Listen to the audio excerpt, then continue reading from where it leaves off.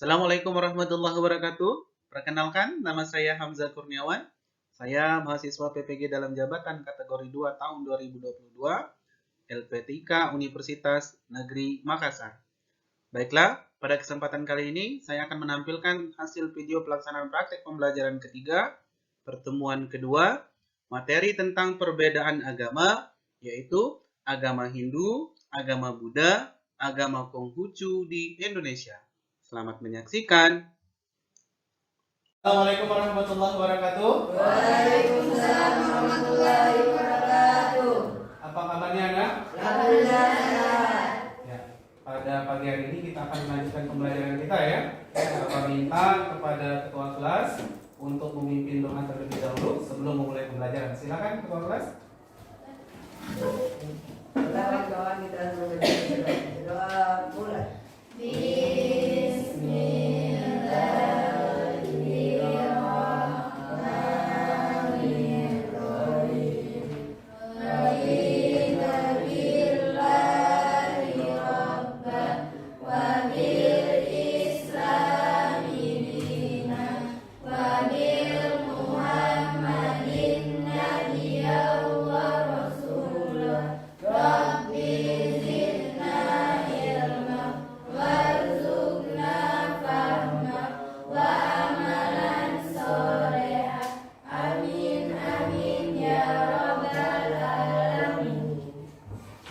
Terima kasih kepada ketua kelas yang sudah memimpin doa ya pada awal kita ini. Sekarang Bapak mau bertanya, siapa yang tidak masuk pada hari ini? Ketua kelas? Lengkap ya? Terima kasih ketua kelas.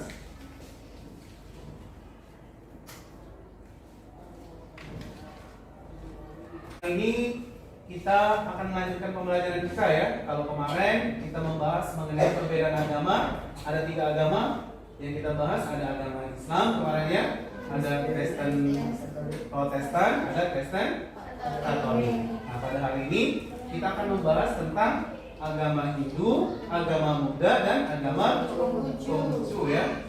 Nah, jadi ini yang akan kita pelajari pada hari ini. Kalau kemarin kita mempelajari tentang agama Islam, Kristen Protestan, Kristen ini Katolik di sini satu lagi. Ini pada hari ini agama Hindu, agama Buddha, dan agama Konghucu di Indonesia. Jadi yang akan kita pelajari itu bagaimana agama Hindu itu bisa masuk ke Indonesia, ya. Itu yang akan kita pelajari. Bagaimana agama Buddha bisa masuk ke Indonesia? Bagaimana agama Konghucu bisa masuk ke Indonesia? Di mana saja tempat persebarannya, ya? Pemeluk-pemeluknya itu tinggal di Indonesia di mana saja. Itu yang akan kita pelajari. Kompetensi yang akan dicapai, ya. Ada 2 ya, ada kompetensi pengetahuan, ada kompetensi keterampilan ya. Silakan dibaca dulu.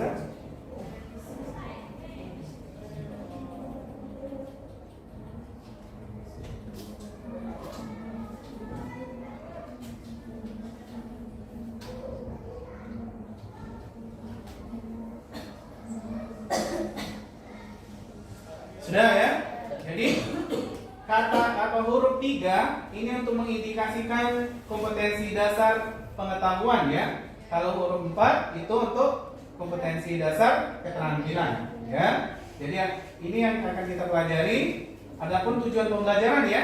Tujuan pembelajaran pada pertemuan yang kedua ini, setelah mengikuti pembelajaran, diharapkan anak-anak itu mampu apa? Yang pertama, menganalisis agama Hindu di Indonesia dengan benar ya. Yang kedua, menganalisis agama Buddha di Indonesia dengan benar. Yang ketiga, menganalisis agama Konghucu di Indonesia dengan benar.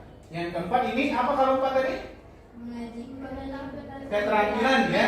Nah, ini nanti kalian penilaian keterampilan itu presentasi ya. Nanti seberapa percaya diri segala macam itu akan dilihat dari kompetensi keterampilan dari tujuan pembelajaran 4.2.2 menyajikan hasil diskusi kelompok melalui presentasi mengenai agama Hindu, agama Buddha, Konghucu di Indonesia ya.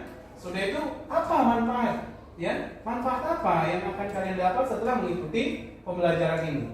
Jadi diharapkan anak-anak itu dapat melakukan kegiatan-kegiatan yang saling menghargai dan menghormati perbedaan agama yang ada di dalam masyarakat dalam kehidupan sehari-hari secara bertanggung jawab dan bijaksana. Jadi diharapkan karena itu tidak mengejek ya, tapi saling menghargai, saling melengkapi, saling membantu walaupun secara agama kita berbeda.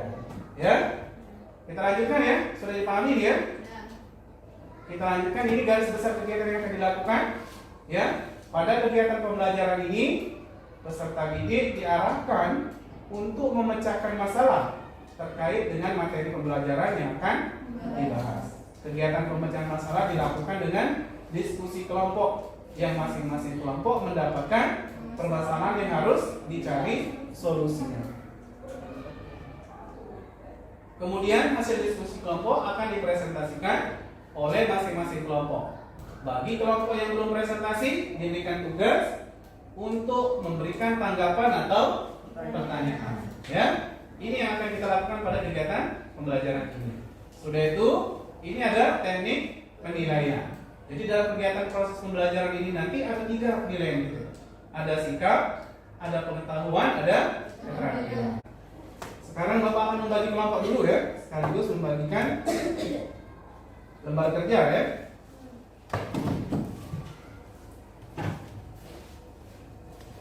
Ya. Sekarang ini kelompok 1 ya. Bagi ya, terdiri dari 4 orang, 3 orang cewek, 1 orang cowok. Ini kelompok 2, ini sama. Oh tidak ya, perempuannya 2, laki-laki 2 ya. Kalau ini 3 orang karena jumlah kita 11 ya. Jadi tidak jadi masalah, 3 orang ya. Ini kelompok 3 ya. Di kelompok 1 itu tentang agama Hindu, kelompok 2 agama Buddha, kelompok 3 agama Konghucu ya. Sekarang Bapak bagikan Pak Najar dulu ya. Silakan.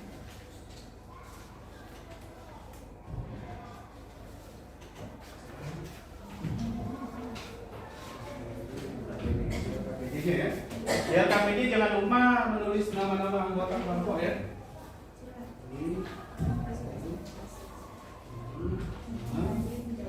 Iya. Kan?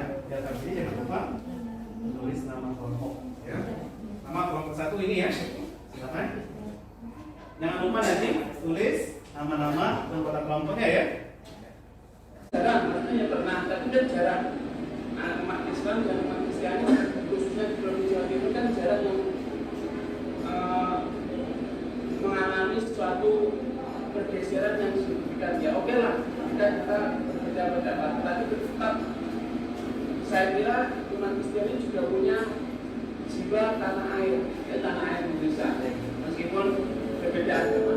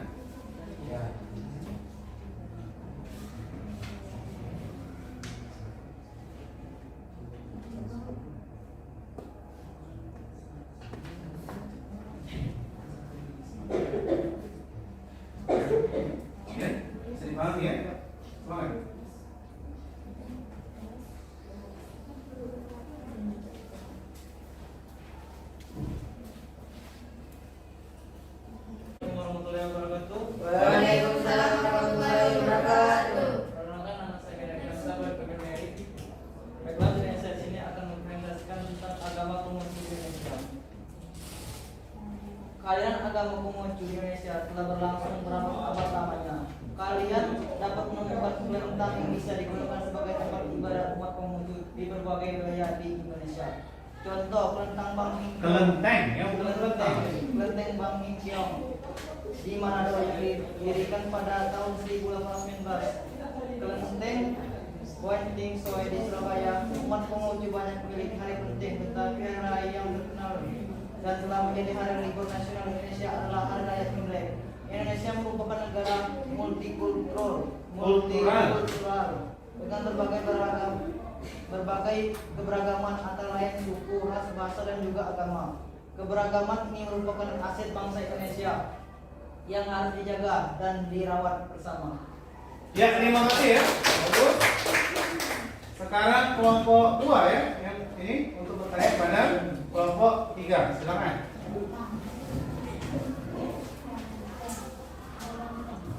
Assalamualaikum warahmatullahi wabarakatuh. Perkenalkan, nama saya Tuhan Rizal akan bertanya kepada kelompok 3. Bagaimana pemahaman kalian mengenai agama Konghucu di Indonesia? Silakan. Assalamualaikum warahmatullahi wabarakatuh. Waalaikumsalam warahmatullahi wabarakatuh. Perkenalkan, nama saya Prinsip Saudara. Dirinya saya di sini akan menjawab pertanyaan dari kelompok. Kalian dapat menemukan kelenteng yang bisa digunakan sebagai tempat ibadah umat Konghucu di berbagai wilayah di Indonesia. Contoh, kelenteng Ban Hingkiong di Manado yang didirikan pada tahun 1819. Kelenteng Ban Tijang Soe di Surabaya.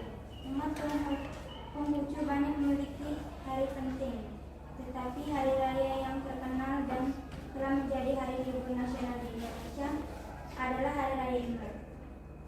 Indonesia merupakan negara multikultural dengan berbagai keragaman antara lain suku, ras, bahasa, dan juga agama.